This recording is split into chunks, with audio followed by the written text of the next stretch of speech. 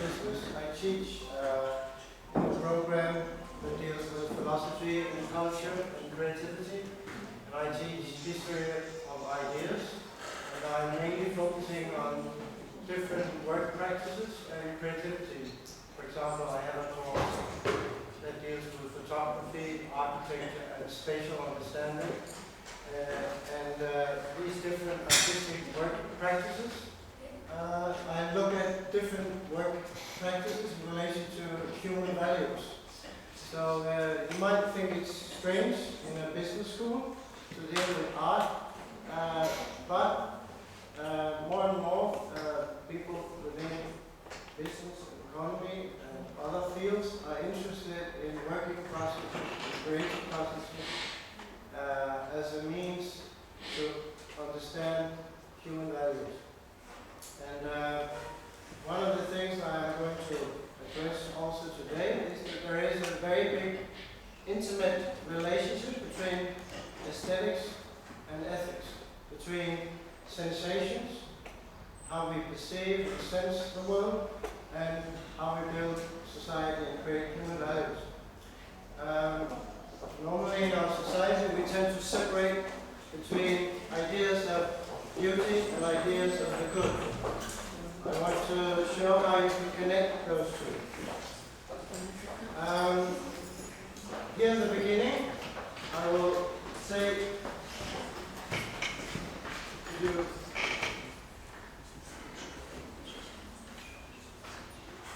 I will put your attention to the title. In the first half an hour, I will speak something about the problem of creativity. And the last phrase, dealing with craft and art and the ethos of learning, I will address the idea that to learn something, put it another way, I'm not going to speak about how we're going to paint or how we're going to set up a drama. What I'm going to speak about is what it means to learn something in itself. In other words, I'm going to say something about what it means for you to be in a creative process. I'm going to speak about to learn how to learn. To be a good painter is not only to end up making painting, it's also about what it means to be in the process of learning and what happens in that process. Next to my teaching at the university, I'm also an artist myself. I'm a poet and literary novelist, and I've written and published 5 novels. And I also do a lot of literary performance, so I also have an artistic practice like you have. So I'm very much concerned with engaging in the idea of what happens in the process of making things. And that's what I'm going to speak about. And I'm going to address the idea of creativity. And I'm going to probably demystify the romantic notion of creativity as something that sort of pops up in my inspired head and then something that is being fulfilled in the world. I'm going to speak about the process of making things. And to be a bit pedagogical here in the beginning, I'm going to introduce you to 2 of the living great researchers in the field of what it means to be in the process of making and creative thinking. And Tim Ingolf is a professor in anthropology in Glasgow. And another one, I'm going to address Richard Sennett, who's a professor in London. And they're both occupied with the idea that to understand creativity is something that has to do with understanding with the relation between me as a human being and the concrete material. My thesis is that making is a correspondence between maker and material, and that this is the case as much in anthropology and archaeology as it is in art and architecture. Maker and the material can be the musicians in relation to the instrument, to the idea of making composition. It could be the relation between the painter and the painting. It could be the relation between the dramatist and the acting. It could be the relation between the filmmaker and the idea of filming and the processing of narrating a story through film. So it's this relation between, it's a very materialistic bodily experience. I'm going to speak about the very tactile, touching, bodily, perceptive experience of what it means to make things. And it is this relation of being in relation to concrete material that I'm going to speak about. And for many of you who are here in art school, some of you are musicians, others are working with drama, others are working with paintings, sculpturing. I hope you can see the relevance and the idea that I'm going to address, because I'm going to put emphasis on the idea that there is a relation between making things and thinking. Being an individual who actually creates increased, or to put it another way, to increase our feelings for material, to increase our sensational experience in the drama or in the musician, is not just an isolated thing. It's also something that develops our human capacities in terms of values. That's what I'm going to try to give you some examples to. So, in this pedagogical introduction, you could say that I'm going to address something, and I will have a few pedagogical questions in a second that you can ask yourself in the end of the lecture if this has helped improve your perception in this way. So there will be two ways of thinking here. There will be the theorist and the craftsman. The theorist makes through thinking. He does his thinking in the head, and then afterwards he applies what he has been thinking to the outside world. Whereas the craftsman, you people who are both craftsmen and artists, makes through thinking, allows knowledge to grow from our practical and observational engagement with beings and things around us. So thought and ideas happens as a kind of answer to the flux and flows of the materials of the work. Materials think in us as we think through them, as a carpenter who listens to the woods, the lines of the woods, as much as a musician listens to the notes in music.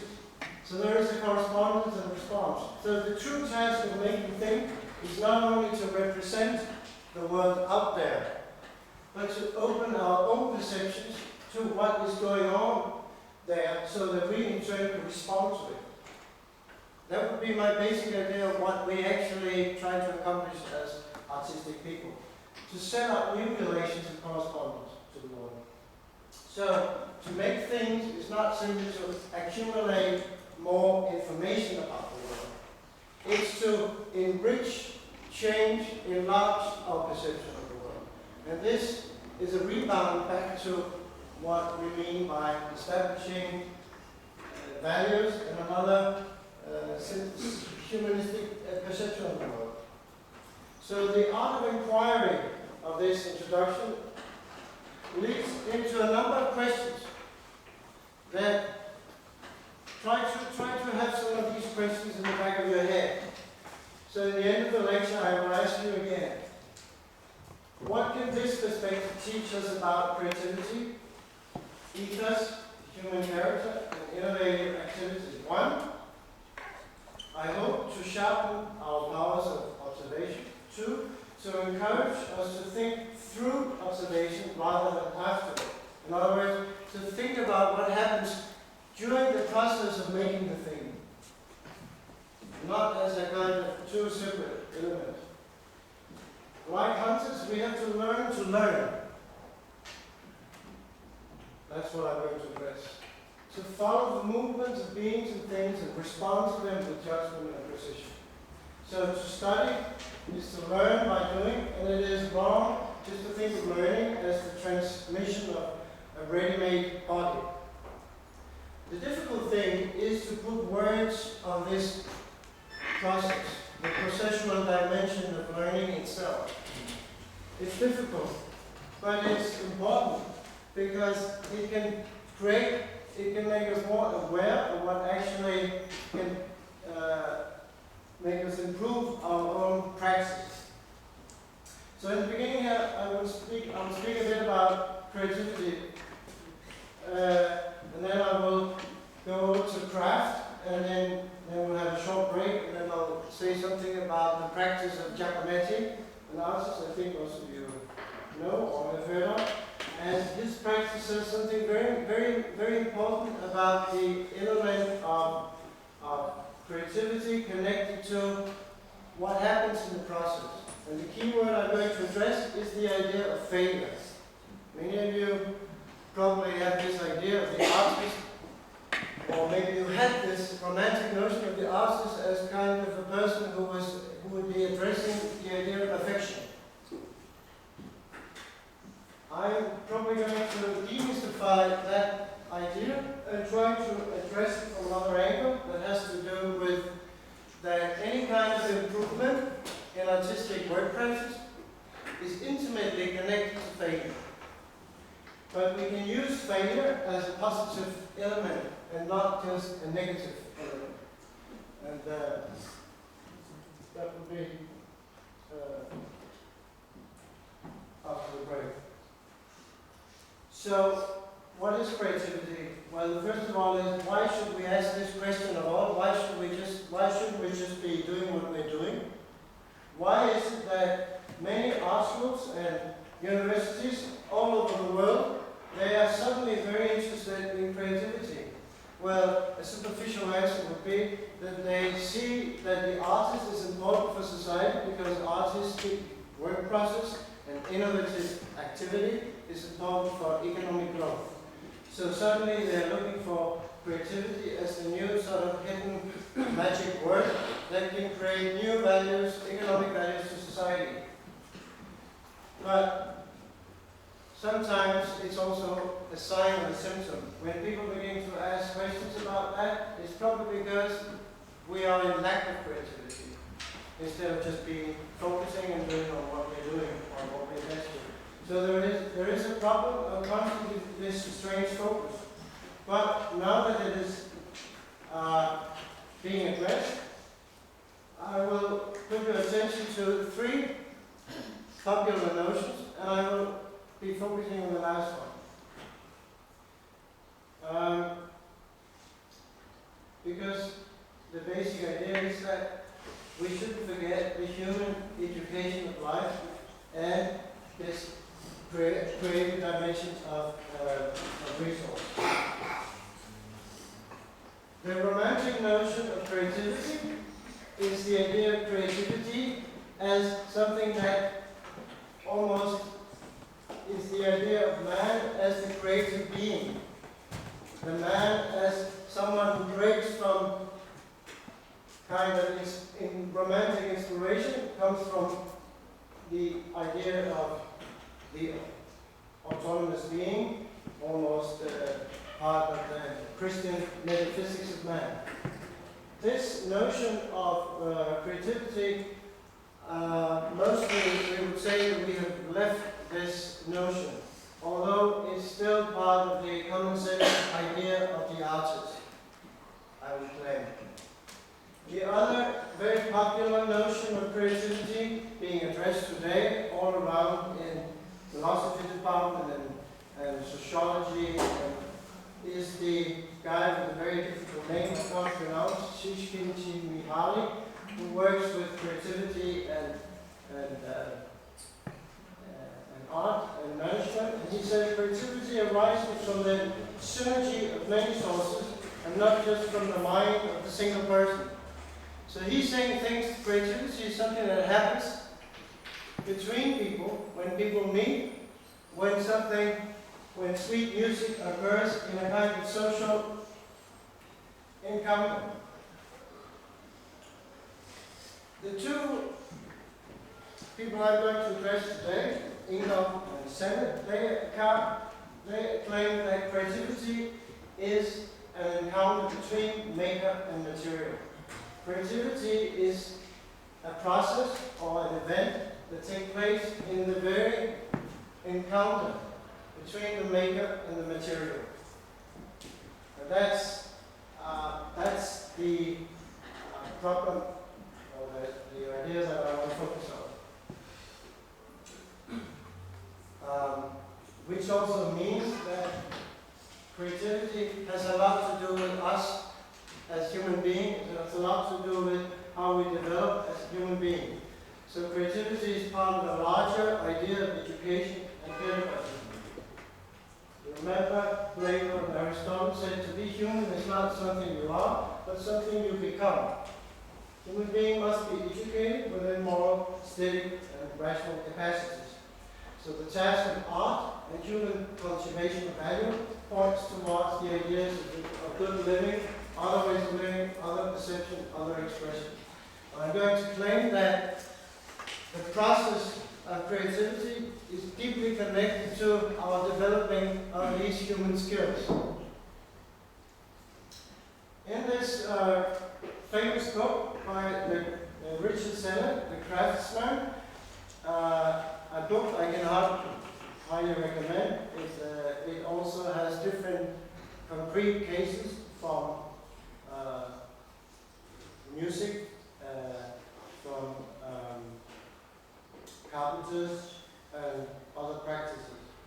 Now, this book is fairly new. It's only 10 years old, the English version. What's interesting and what was revolutionary about it, what was important about it, is that Richard Sennett claims that craft is a presupposition for doing good art.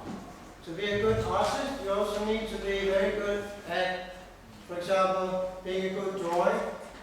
You need to have some basic skills. And today, in digital society and digital design programs, we see a tendency in art schools, for example in Copenhagen, I don't know how it is here, but that art people, that young people don't have the same classic education, they don't master the same capacity of craft as they did in the old art school, simply because society is pushing them in another way, perceiving the world through digital technology. What Richard Sennett argues in this book is that craft and the basic idea of actually creating quality is fundamentally attached to our tactile and bodily perceptions of the world.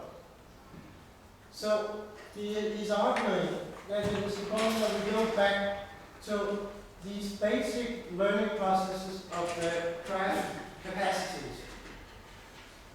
So we have to understand that to create is not just to jump to the result. It is to learn what it means to learn itself. So who we are deeply connected to what we can do with our bodies, how to shape things. One of the basic ideas of this book is that the hand, mano in Latin, is fundamentally attached to thinking. And human capacity in drawing, or modeling, or playing with a violin, is not only a physical thing. It's deeply connected to our capacity for evolving perceptions, sensations, and the nuance within sensation.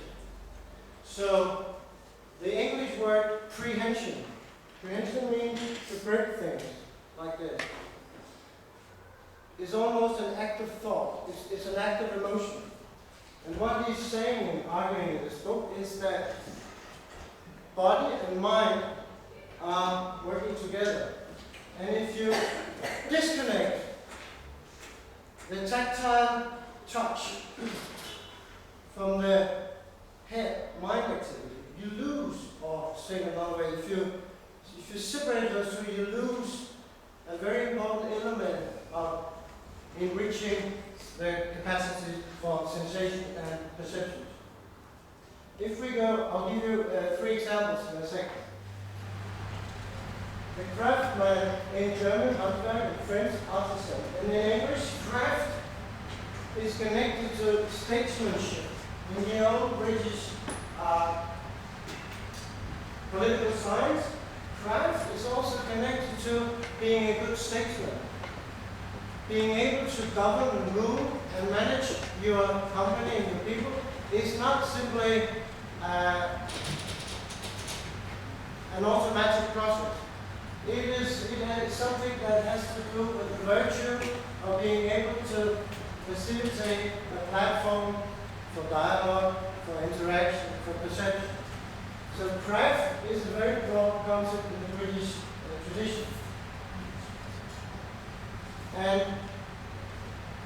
in the history of ideas, you would see that the craft tradition, and you also know it from the pottery in Albania, the craft tradition were always based in workshops or laboratories. And what connected the laboratory to human being was the Danish smell, all the bodily and tactile. And if you go into an old carpenter in Albania, you would have the wood, you would have the dust, you would have the whole atmosphere, you would have the master, you would have the pupil, and you would have a whole world there which is connected to the tactile bodily emotions of building up knowledge. So craft is a skill, but it is not only a skill as an automatic tool. It's connected to our ways of seeing, it's connected to our daily ability to solve problems. And it is this idea that Richardson is building on. And that's why he says we shouldn't forget ethos, the Greek guy who was the advance for this kind of craftsmanship. Because he was a symbol of a man who combined pen and mind. Plato said all craftsmen are poets. So, before I go into the examples, quality, to great quality, banal enough, it's connected to experience and skill. But it's also connected to our own development, our own enrichment of our own perceptions and our own sensibilities. And it is this connection that builds up thinking and reflection.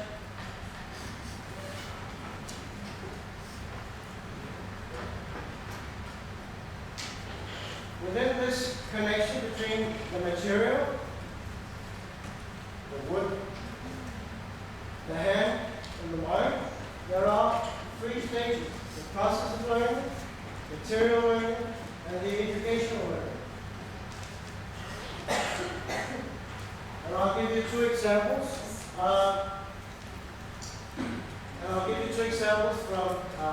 From Denmark, but they could have been in Albania. And the reason why it says old school and super cool is because this guy, carpenter, and this other guy, can you see what this is? No. See? It's very bad for the light. Anyway, there will be a next picture. It's a guy who makes special bikes.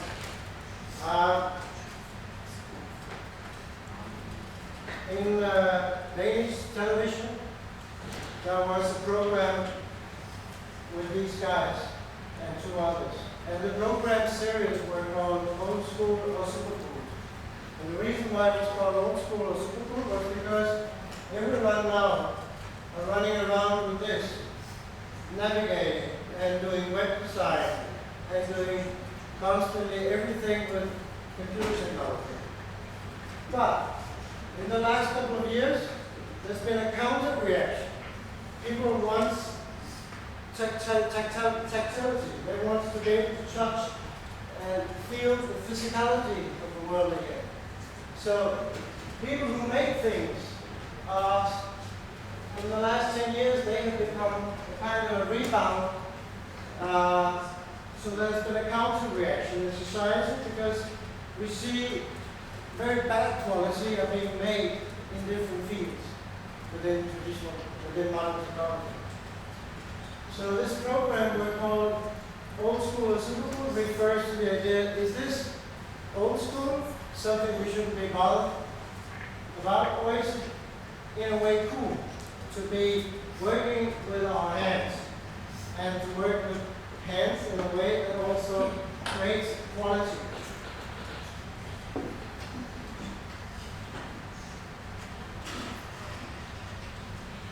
The first thing about this thing about the process that I spoke about has to do with the relation between part and unity. This is a pipeline setting a pipe together. You might think this is a very trivial example.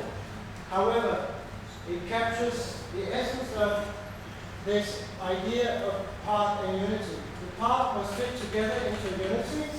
It's a banal idea, but the process of doing it is part of a learning process in understanding how the different materials work together in the process, how the weld can be framed. And it is necessary for creating a pipe with a complete quality. So there's actually something happening during the process. What happens during the process is an element that is connected with repetition. Some of you who are musicians or painters probably knows that repetition is one of the key elements to push forward your own capacity to improve something. Repetition is actually one of the key elements for being able to produce quality. Without repetition, you're not getting anywhere. So the piping creates from a properly experience a sense of an unused potential in the material. He's listening to the material. He's not mastering it yet, but he wants to bring it forward into the material. So he has to go over the same procedure again and again from different angles. He says, to use your hand gives you a sensation. Rehearse, rehearse, rehearse. I keep going until I'm satisfied. Repetition is an important factor in the process of creation. Listening to the material is another way of saying that you have to go around the material to create another nuance, another perception. So repetition is actually the key element in the processual event of making. And when you are being better at something, you're never bored in the repetition. People who are very immature or very early in the process of being musicians or dramatists, they would very quickly get bored. But if you have a lot of skills, you will never get bored in the repetition because the repetition will produce something else.